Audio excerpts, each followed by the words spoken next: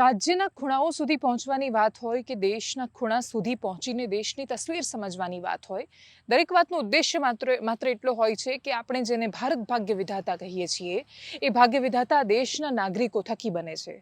અને આ દેશનો નાગરિક, આ દેશનું સામાન્ય માણસ પોતાના લોકતંત્રને લઈને શું વિચારી રહ્યો છે, કયા મુદ્દાઓને નજરમાં રાખીને મતદાન કરે છે, એ બધાને સમજીને જ્યારે સમજવાની કોશિશ કરીએ કે દેશનો મિજાજ કઈ બાજુ જઈ રહ્યો છે, તો બિહારના મિથિલાંચલમાંથી હું અત્યારે એનાલિસિસ તમારા સુધી પહોંચાડી રહી છું. હકીકત એ છે કે ગુજરાતથી માંડીને દેશની રાજનીતિમાં ઘણી બધી સામ્યતાઓ અને ઘણા બધા મતભેદો હોવા છતાં પણ રાજનીતિ એ સ્પષ્ટ સંદેશ આપી રહી છે. શું કહી રહી છે દેશની રાજનીતિ, એ વાત પહોંચાડીશ તમારા સુધી. નમસ્કાર, આપની સાથે હું દેવાંશી.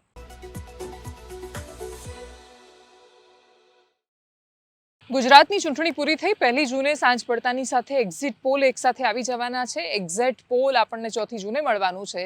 પણ રાજ્યના અનેક ક્ષેત્રોમાં ફર્યા પછી એટલું સમજાયું હતું કે ગુજરાતનો માહોલ 2019 જેટલો સરળ નહોતો ભારતીય જનતા પાર્ટી માટે. એ સરળતા શું કામ નહોતી? કોંગ્રેસ અભૂતપૂર્વ લડાઈ લડી અમુક બેઠકો પર, એ વાત સાચી છે, પણ એને બાદ કરી દઈએ, એ મુદ્દાઓની બાદબાકી કરીએ તો કોંગ્રેસની લડાઈ સિવાય પણ ભારતીય જનતા પાર્ટી માટે ગુજરાત જેવા રાજ્યમાં શું કામ આ વખતે ચઢાણ આટલું કપરું પડ્યું? એનો જવાબ ભારતીય જનતા પાર્ટીના આંતરવિગ્રહોમાં અને પ્રજાના જનસામાન્યના મુદ્દાઓ જે ખોવાયા ચૂંટણીમાં, એની અંદર છુપાયેલો છે.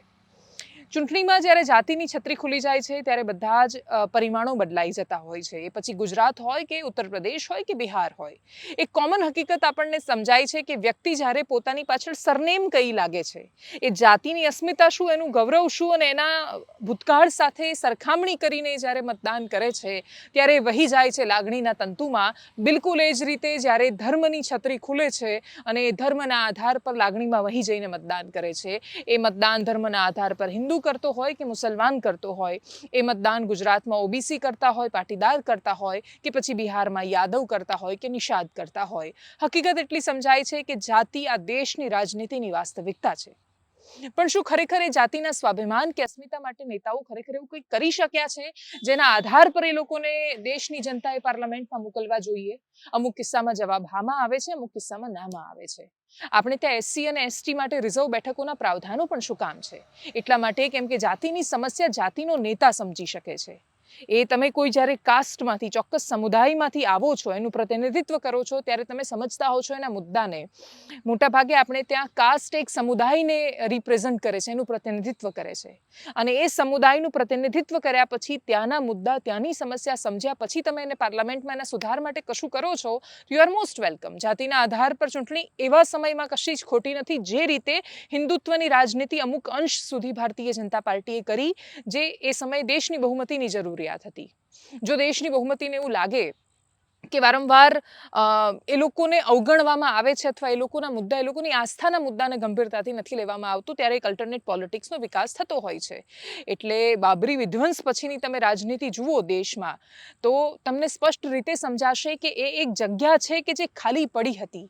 એ જગ્યા છે જે લોકોના મનમાં પણ ખાલી પડી હતી, અને એમાં સ્થાન ભારતીય જનતા પાર્ટીએ લીધું. ભાજપે કોઈ નવી વિચારધારાને જન્મ નહોતો આપ્યો. ભાજપેના હિન્દુ મુસલમાનના વાદ વિવાદ કે બાકીના કોઈ ઝઘડાને એને એક સ્વરૂપ આપ્યું, એને એક અંજામ સુધી લઈ ગયા, પણ એનો જન્મ ભાજપે નહોતો આપ્યો. ગુજરાતમાં 26 લોકસભામાં જ્યાં જ્યાં જાતિના આધાર પર બહુ જ વિચારીને મતદાન થયું છે, એ બધી જ બેઠકો ભારતીય જનતા પાર્ટી માટે અઘરી પડી છે. એનું સૌથી મોટું કારણ જાતિ પક્ષ કરતાં પણ મોટી બની ગઈ છે. એ સમય, જેમ ગઈકાલે પણ કહ્યું હતું કે સમય ગયો કે વ્યક્તિ સે બડા દલ ઓર દલ સે બડા દેશવાળી ભારતીય જનતા પાર્ટી આજે જાતિ ભાજપ માટે પણ બહુ જ મોટું ફેક્ટર છે, કેમ કે એમની પાસે બેસ્ટ ચાન્સ હતો અત્યાર સુધીના સમયનો કે જ્યારે એ જાતિ સિવાય પણ ટિકિટ આપીને ઘણું બધું કરી શકતા હતા. ભાજપે રિસ્ક નથી લીધું. અને ભાજપ જ્યારે એ જ લડાઈમાં ઉતરી છે, એ જ દ્વંદ્વમાં ઉતરી છે, એ જ અખાડામાં તમે ઉતરો છો, જ્યાં જાતિ વર્સિસ જાતિ તમે કરાવો છો, તો જે ફાવી જશે એ મતદાન કરાવી શકવાનું છે. કોંગ્રેસમાંથી જો અમિત ચાવડા મેદાન પર ઉતરે છે અને ઓબીસી એમને મત આપે છે આણંદમાંથી, તો શું ભારતીય જનતા પાર્ટી એને જાતિવાદ કહેશે? કે ચૈતર વસાવાની સાથે આદિવાસી સિવાયનો સમાજ પણ જાય અને કહે કે જાતિના આધાર પર મત આપે છે, કેમ કે ચૈતર વસાવા જો આદિવાસી અસ્મિતાના નામ પર વોટ માંગી રહ્યા છે, તો મનસુખ વસાવા શું કરે છે? એ તો રિઝર્વ બેઠક છે. બનાસકાંઠામાં જો ગિનીબેન ઠાકોરે ઠાકોરના નામ પર વોટ માંગ્યા, તો શું રેખાબેન ચૌધરીએ ચૌધરી સમુદાયના વોટ નથી માંગ્યા? શું ચૌધરી સમુદાય પોતાની જાતિ માટે એકદમ વધારે લાગણીવાળો સમાજ નથી કે જે જાતિ તો જુએ જ છે? શું ડેરી પર ભૂતકાળમાં આરોપો નહોતા લાગ્યા જે તે સમયે કે ભાઈ ત્યાં અટક જોઈને નોકરી મળે છે? અને એટલા માટે આ વાસ્તવિકતા છે એ પક્ષથી ઉપર ઉઠેલી વાસ્તવિકતા છે. નેતાઓ પોતાના સમાજનું ધ્યાન રાખતા હોય છે અને એટલા જ માટે ગુજરાતની રાજનીતિની 26 બેઠકોમાંથી સ્પષ્ટ દેખાય છે કે જેટલી જગ્યાએ જાતિના આધાર પર જબરદસ્ત રીતે મતદાન થયું ત્યાં કોંગ્રેસને ખાસો ફાયદો થઈ શકવાની પૂરી સંભાવનાઓ છે. રાજનીતિ સંભાવનાઓનો ખેલ છે. તમે કોઈ દિવસ પ્રેડિક્શન નથી કરી શકતા. પણ વોટિંગની જે પેટર્ન દેખાઈ એ જોતા આણંદ કે ભરૂચ જેવી લોકસભા ત્યાં કોંગ્રેસ અદ્ભુત રીતે લડી છે. તો બનાસકાંઠાથી માંડીને સાબરકાંઠાથી માંડીને વલસાડ સુધીની લોકસભા ક્ષેત્ર ત્યાં કોંગ્રેસની લડાઈ છે એ કેટલી મતમાં પરિવર્તિત થાય છે. એટલે મતદાન તો થઈ ગયું છે, એમના તરફી મતમાં કેટલી પરિવર્તિત થઈ રહી છે બધું જોવાનું રહેશે. આ બધાની વચ્ચે જો કોઈ લોકસભા બેઠક સૌથી વધારે ચર્ચામાં હોય તો એ જામનગરની લોકસભા બેઠક છે. એવું ક્ષેત્ર કે જ્યાંથી પૂનમબેન માડમ ત્યાં ફરી એકવાર સાંસદ મેદાને હતા. એવું કહેવાયું કે એમને હરાવવા માટે ભારતીય જનતા પાર્ટીની આખી લોબીએ કામ કર્યું છે. ખાલી પૂનમબેન માડમ નહીં, તમે સુરેન્દ્રનગરની બેઠક લઈ લો કે પછી ઘણા બધા ક્ષત્રિય નેતાઓ, એમણે ક્ષત્રિય આંદોલનને ડામવાની કોઈ કોશિશ એટલી બધી કરી નહોતી. નામ વારંવાર હકુભા જાડેજાનું સામે આવ્યું, પણ એ સિવાયના કેટલાય નેતાઓ હતા. એટલે જેમ કે હવે ઉભરીને જવાહર ચાવડાનું સામે આવી રહ્યું છે.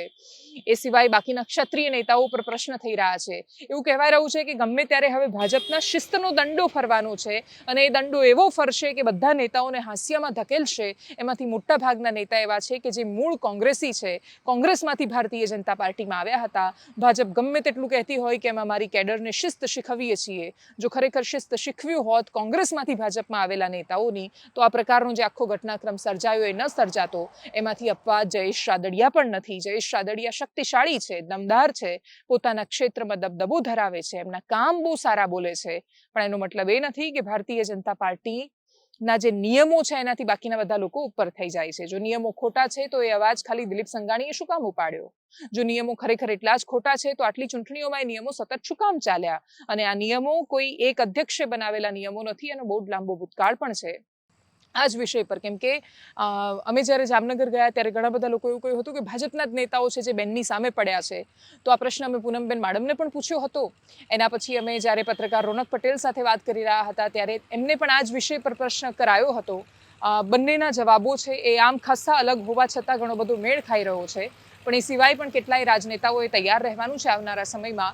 ભારતીય જનતા પાર્ટી જો શિસ્તની કાર્યવાહી કરે છે તો એના માટે તૈયાર રહેવા માટે. ખાલી ફરક એટલો રહેવાનો છે કે જો ભાજપ શિસ્ત માટે શિસ્તભંગની કાર્યવાહી કરે છે તો એમણે બધા નેતાઓ પર કરવી પડશે. પછી આ મહારા અને આ સામેવાળા એ રીતે તમે કરો છો તો એ નહીં ચાલે.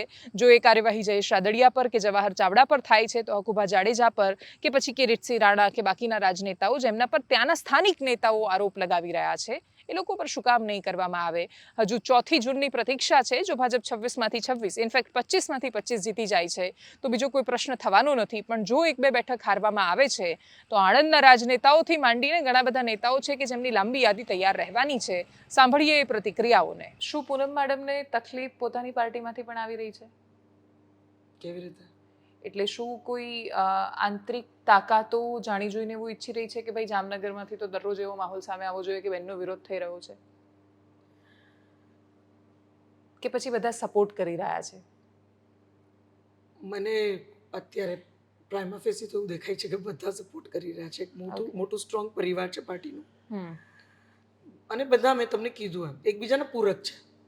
એવું નથી કે એક પૂનમબેન જ છે કે એક કોઈ એમએલએ જ છે કે એક કોઈ જિલ્લા અધ્યક્ષ જ છે કે શહેર અધ્યક્ષ છે કે એવું નથી હોતું. પાર્ટીમાં બધા એકબીજાની સ્ટ્રેન્થ છે, એક મોટું પરિવાર છે. અને મને એવું નથી લાગતું કે વિધિન પાર્ટી એવું કંઈ હોય અથવા મારા કોઈ ધ્યાનમાં નથી આવ્યું. મને નથી ખબર.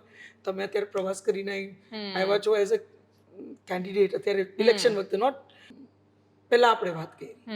કોંગ્રેસ પાર્ટી પાસે આજે કોઈ કાર્યકર્તા નહોતા, કોઈ કામની વાત નથી, એટલે જ્ઞાતિ જાતિની વાત જ લઈ અને કોંગ્રેસ અત્યારના મેં કીધું એમ સોશિયલ મીડિયાના માધ્યમથી વધારે આજે ઇલેક્શન લડે છે, ખોટી અફવાઓના માધ્યમથી વધારે લડે છે. અને જે થોડી બહુ ક્યાંક આજે મેં કીધું એમ કે 1-2 વર્ગ તમે મને પૂછ્યો એ સવાલનો જ મેં જવાબ આપ્યો. તો થોડા આજે ભારતીય જનતા પાર્ટીથી ક્યાંય વિહોણા થયા હોય, અલગ પડ્યા હોય તો મને લાગે છે એ વર્ગ આજે કોંગ્રેસને બોનસ રૂપી મળી રહ્યો છે, કદાચ મળી રહ્યો છે. અને જે કોંગ્રેસે કદાચ એમના માટે કોઈ દિવસ કાંઈ નથી કર્યું અને ભવિષ્યમાં પણ નહીં કરે એ વાતની પણ અમને ખાતરી છે. કારણ કે કામ કરવાની આખી પદ્ધતિ જો કોઈ પાસે હોય, જવાબદેહી કોઈ પાસે હોય, તો એ ભારતીય જનતા પાર્ટી પાસે મોદી સાહેબના નેતૃત્વમાં છે. તો જે કોંગ્રેસે એમના માટે ભૂતકાળમાં નથી કર્યું, એ મને નથી લાગતું કે આ વખતે એ કોઈ પણ જાતના મત, એને કેટલા પણ મત મળે એમ, એ દરેક વર્ગો પાસેથી, એ દરેક પરિવારો પાસેથી કોંગ્રેસ કોઈ દિવસ એની કદર નથી કરવાની. ત્યાં ધર્મેન્દ્રસિંહ જાડેજા, આકુભા, એમની ઉપર હંમેશ શંકા કરતા રહેવું, પાર્ટી વિરોધી, જે કોંગ્રેસનું કલ્ચર હતું. કોંગ્રેસમાં આવું કે પાર્ટી વિરોધી, સેમ ધર્મેન્દ્રસિંહ જાડેજાના કેસમાં થવા લાગ્યું. અને આ બધા ફેક્ટર, ધર્મેન્દ્રસિંહ જાડેજા ક્ષત્રિય, હવે જો તમે એની ઉપર જ શંકા કરો, કોઈ કહેતું નહીં હોય, પણ હું જાણું આ બધી ચર્ચાઓ થતી હશે. ના, એટલે અમે જ્યારે જામનગર હું જઈને આવી તો મને યાદ છે બહુ જ બધા લોકોનું એવું કહેવું હતું કે ભાઈ હકુભા છે એ કરાવી રહ્યા છે જામનગરમાં, રીવાબા ચૂપ બેઠા છે. તો આવો ઈશારો તો થતો હતો ત્યાં. હું સાચું કહું, હા, ધર્મેન્દ્રસિંહ જાડેજા ક્યારે એવું ન કરે, અચ્છા, ક્યારે ના કરે. હા, એ હકીકત છે, એક ક્ષત્રિય છે, રાજપૂત છે, હકીકત છે. રાજપૂત સમાજ ઉપર એનું પ્રભુત્વ છે, એ પણ હકીકત છે. રાજપૂતો હર્ટ થયા, એનો સેન્ટિમેન્ટ, પણ હરાવવા માટે કામ કરવું એ કામ ધર્મેન્દ્રસિંહ જાડેજા ન હોઈ શકે. બહુ નજીકથી જાણું એમને ન હોઈ શકે. એ માણસને વિધાનસભામાં ટિકિટ નહીં મળ્યા પછી પણ એને કેટલી મહેનત કરી હું જાણું છું. આ વખતે અમરેલીમાં એને કેટલી મહેનત કરી હું જાણું છું. અમરેલીમાં કેમ કરી એ આંદોલનને ખાળવાની, જામનગરમાં કેમ કોશિશ ના કરી? અમરેલીમાં એટલે કરી એને કે અમરેલીના એ પ્રભારી હતા. જ્યારે પણ ઉમેદવાર જાહેર થયા અમરેલીમાં, અને બીજેપીની જે પહેલી મિટિંગ થઈ, ભૂપેન્દ્રસિંહ ચુડાસમા ગયા, એના ત્યાં બધા ઉમેદવારીના દાવેદાર જે હતા બીજેપીના એ ગયા, ત્યાં જમણવાર થયો, જમ્યા બધાને, પછી જે વિવાદ થયો રાત્રે, એ વિવાદ વધી જાય એવી સ્થિતિ હતી. તો પ્રભારી ઇન્ચાર્જ હોવાના કારણે ધર્મેન્દ્રસિંહ જાડેજા ત્યાં ગયા, અને ધર્મેન્દ્રસિંહ જાડેજાએ ચોક્કસથી વિવાદ ઉપર ઢાંકણું તો ઢાંકી દીધું, નીચે જ્વાળામુખી હોઈ શકે. અને પહેલી વાર નથી, અમરેલીનું બાય ઇલેક્શન જ્યારે હતું, બેઠક બોલું છું આની જેવીવાળી, ધારી, એ વખતે પણ ધર્મેન્દ્રસિંહ જાડેજાની ભૂમિકા હતી મહત્વની ધારી બેઠક માટે. એટલે એ વ્યક્તિ ત્યાં મહેનત કરતો રહેલો. પ્લસ અહીંયા તમારી જરૂર ના હોય, તમારા ઉપર શંકા કરાતી હોય, તો બેટર એ વિસ્તાર છોડી બીજા વિસ્તાર કે જ્યાં એની જરૂરિયાત છે, જ્યાં પ્રચારની જવાબદારી છે, તો એ જવાબદારી નિભાવવી જોઈએ. હું જે સમજ્યો એ પ્રમાણે કહું તો. અને એટલે જ એ દૂર રહ્યા, કારણ કે પીએમના કાર્યક્રમમાં પણ તમે જોયા છે એમના મંચ ઉપર, એ દિવસે જામનગરમાં બી તો કાર્યક્રમ હતો ને, પણ એના પ્રભારી હતા એટલે અહીંયા ગયા. પણ એવું કેવું કે ધર્મેન્દ્રસિંહ જાડેજા આવું કરાવડાવે, હું જ્યારે નથી. હવે વાત દેશની રાજનીતિની કરીએ. બિહાર અને ઉત્તર પ્રદેશ જેવા રાજ્યો ખૂબ મહત્વના છે. યુપીમાં મારું જવાનું શેષ છે. બિહારની 40 બેઠકોમાં અત્યારે હું મિથિલાંચલમાં છું, નેપાળ બોર્ડરથી 10 કિલોમીટર આગળ અહીંયા અત્યારે હું ઊભી છું. બોર્ડરના વિસ્તારો સુધી મેં હમણાં જ એક બેન સાથે વાત કરી છે, તો એમણે કહ્યું ભાઈ મોંઘવારી રોજગારી કોઈ મુદ્દો જ નથી. એમના પતિ પલાયન જે સૌથી મોટો બિહારનો પ્રશ્ન છે કે અહીંયા કોઈ ઇન્ડસ્ટ્રી નથી, કશું જ નથી કે જેથી રોજગાર મળે. બધા લોકોને બહાર જવું પડે છે. પહેલા લોકો કલકત્તા જતા હતા, એના પછી મુંબઈ જવા માંડ્યા, હવે ગુજરાત જાય છે. કોઈ છે કે જે નેપાળ સુધી પણ જાય છે. તો જે એમના પતિ પણ એમાંથી જે એક હતા, પોતાના ગામ વતનથી ખાસ્સા દૂર રોજગારી માટે ગયેલા છે. પણ એમણે કહ્યું કે એમના માટે એના મોંઘવારી મુદ્દો છે, એના રોજગારી મુદ્દો છે. એવું ઈચ્છે છે કે વોટ દેશના મુદ્દાના આધાર પર થવો જોઈએ. દેશ કોઈ સારી રીતે ચલાવવા માટે સક્ષમ હોય તો એ નરેન્દ્ર મોદી છે. આ જ વિસ્તારથી થોડા આગળ મધુબનીની આજુબાજુના વિસ્તારોમાં જ્યારે હું હતી ત્યારે ત્યાં પણ મને ખાસા બધા લોકો મળ્યા હતા. સીતામઢીના જ લોકો હતા, સીતાગઢીના લોકો. અને એ લોકોનું પણ એ જ કહેવું હતું કે એમાંથી ઘણા બધા લોકો, એટલે અમુક લોકો જે મળ્યા બીજા પાસાના, કે ભાઈ હમ જાદવ હૈ તો જાદવ की अस्मिता को लेकर वोट करेंगे. યાદવ છીએ તો યાદવો માટે વોટ કરીશું. લાલુ પ્રસાદ યાદવના સમય વિશે પૂછ્યું તો એમણે કહ્યું કે એમનું શાસન નહોતું આવ્યું ત્યાં સુધી બિહારમાં જે પછાત જાતિઓ ગણાય છે એ લોકોની પાસે પોતાનો અવાજ નહોતો. અત્યારે બિહારનું બાળક બોલે છે, રાજનીતિ માટે ખુલીને પોતાનો મત મૂકે છે. એની અંદર એક ગૌરવ આવ્યું છે, એની અંદર એ જાગૃતિ આવી છે. એનું કારણ લાલુ પ્રસાદ યાદવનું શાસન છે. દરેકની પાસે પોતાના મુદ્દાઓ છે. સૌથી મોટો મુદ્દો અહીંયા બેરોજગારીનો છે. એ અમે પટના સ્ટેશન પર વાત કરી હોય કે અનેક જગ્યાએ એટલું સમજાયું કે અહીંયાથી પલાયનવાદ, ભલે નીતિશ કુમારે ગમે તેટલા દાવા કર્યા હોય, પલાયન બદલાયું નથી. હજી પણ લોકો જાય છે, છોડીને જવું પડે છે, કેમ કે એમની પાસે બીજો રસ્તો નથી. પણ થઈ રહેલા કે બની રહેલા પ્રોજેક્ટ જોઈએ કે પછી બની રહેલા રસ્તા, કે અમુક જે જગ્યાએ રસ્તા બની ગયા છે, વેસ્ટ ઈસ્ટ યુપીને જોડતો, પૂર્વ પશ્ચિમ બિહારને જોડતો જે રસ્તો છે, એ જોયા પછી પણ એટલું તો સમજાયું કે કદાચ આવનારા 10 વર્ષમાં બિહાર વધારે સારી પરિસ્થિતિમાં હોઈ શકે છે. પણ આધાર એનો છે કે સરકારો સ્થિર મળે છે કે કેમ, કે પછી સરકારો દર થોડા મહિને બદલાયા કરે છે અને આ બદલાતી રાજનીતિમાં જનતા પીસાયા કરે છે. અમુક અંશો છે જે તમારે સાંભળવા જોઈએ અમારા બિહારના કવરેજના. સાંભળો એ. हम लोग बच्चा के पढ़ाने में नहीं सके और कुछ भी बात नहीं है. हम तो लोग वोट देंगे तो मोदी के देंगे. अच्छा, वोट तो मिलेगा तो मोदी के. उन्हीं का है सारा वोट और फिर मतलब फरियाद भी उन्हीं से है, वोट उनको है तो. हाँ, अच्छा, वो लोग मतलब हम लोग के जितना भी रखिए तब के ना बात होगा. हम लोग अब मर रहे हैं तो वो मतलब क्या करेंगे. अच्छा, तो आपको तो मुखिया से कंप्लेन करनी चाहिए, क्योंकि अगर मुखिया नहीं आने देगा तो कोई क्या करेगा. मुखिया कुछ नहीं करेगा. अच्छा, मुखिया कुछ नहीं करता है. कचरा दुकान देख रहे हैं, कचरा हाँ. वो कचरा बन रहा है. हम बोले मंदिर बनाने के लिए हम बाजार, तो नहीं बनाए बाजार. गांव में कचरा बनेगा, बोलिए आप ही. उन्होंने झूठा वादा किया ना, 2 करोड़ नौकरी, 15 लाख रुपया खाता में, तो आदमी नाखुश हो गया. 2 बार न ठगिएगा, कितना बार ठगिएगा आप, है नहीं. आज तेजस्वी यादव ने अनाउंस किया, इसका बात अगर सच रहेगा तो अगर मान ले कि नौकरी देगी, नौकरी दिया है कुछ, दोनों मिला के, समझ गए. ये यहाँ बेरोजगारी की समस्या है, हाँ समझ गए, और महंगाई की समस्या है. मोदी जी को तब 40 सीट उनको मिला बिहार से, लेकिन अबर उनको उतना सीट मिलने नहीं जा रहा. गया से है. गया में तो चुनाव हो गया. तो अब कैसा रहा चुनाव, क्या है माहौल. बढ़िया था माहौल, उधर का ठीक था. कहाँ किसका था माहौल. माहौल तो ऐसे दोनों का है. दोनों का है. हाँ. मोदी जी का कैसा लगता है काम. उसका तो काम ठीक लगता है, कभी कभी गड़बड़ कर देता है. क्या गड़बड़ कर देता है. हाँ, क्या ज़्यादा हिंदू मुस्लिम करता है, भेदभाव करता है, बाकी सब कुछ ठीक है. अच्छा, भेदभाव करते हैं. बाकी सब कुछ ठीक है. क्या क्या चाहे कुछ भी हो, जब तक देश में भाईचारा नहीं रहेगा तब तक नहीं चलेगा देश. खाली हिंदू हिंदू मुस्लिम मुस्लिम करने से नहीं होगा. लोग को काम चाहिए, काम चाहिए, सही रोजगार चाहिए. चाहिए, कलम आप यहाँ पे किस लिए आए हैं? चाहिए. हाँ, काम करने के लिए. तो फिर आए ना. हाँ, रोजगार है तो आए. चिल्लाने से तो होगा नहीं, वही बात है. तो आपको लगता है कि मोदी जी चिल्लाते हैं और इसीलिए ये गड़बड़ बता रहे थे आप. हाँ जी, और कुछ नहीं. बाकी काम ठीक लग रहा है. बाकी एकदम गुड है. પટનામાં તો એ બ્રિજ. બિહારમાં વર્ષ 2019માં 40માંથી 39 બેઠક ભારતીય જનતા પાર્ટી અને જેડીયુના ગઠબંધનને મળી હતી. એટલું તો બિહાર ભર્યા પછી હું ડેફિનેટલી કહી શકું છું કે 39 તો નથી મળી રહી આ વખતે બીજેપી અને જેડીયુના ગઠબંધનને. કોંગ્રેસને જેમ લઈને ડૂબ્યો હતો પોતાના યુપીએનો એટલે કે સાથી પક્ષોનો ભાર, આવનારા સમયમાં ભારતીય જનતા પાર્ટી પણ એ જ દિશામાં જતી દેખાઈ રહી છે. આ વખતે જો બહુમતી મળવામાં બહુ જ શંકા આજની પરિસ્થિતિમાં લાગી નથી રહી આટલા ક્ષેત્રો ફર્યા પછી, કેમ કે નેપાળની એકદમ બોર્ડરના ગામની એક એવી મહિલા કે જેની પાસે કશું જ નથી, એ પણ જો પ્રધાનમંત્રી મોદી સાથે જોડાણ પોતાનું મહેસૂસ કરતી હોય તો એનો મતલબ એ છે કે આ વખતે આખા દેશમાં કોઈ એટલી મોટી સમસ્યાઓ સામે નથી આવવાની.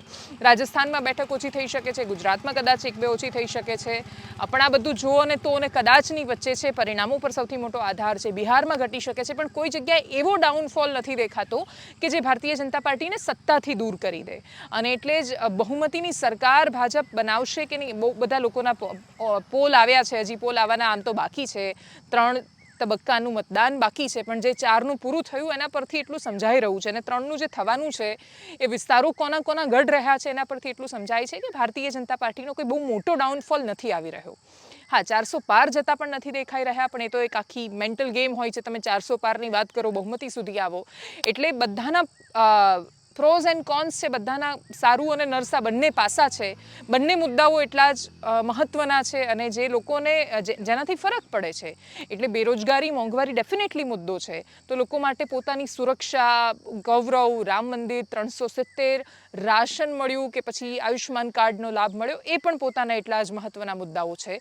આ મુદ્દાઓની લડાઈમાં છેલ્લે મતદાર કોના પર જઈને બટન દબાવે છે એના પર બધો જ મદાર રહેવાનો છે. એટલું સમજાયું છે કે તમે છેક નેપાળની બોર્ડર સુધી આવી જાઓ, સરહદની ઇવન તમે પાર પણ કરી દો તો પણ વ્યક્તિઓ નથી બદલાતા.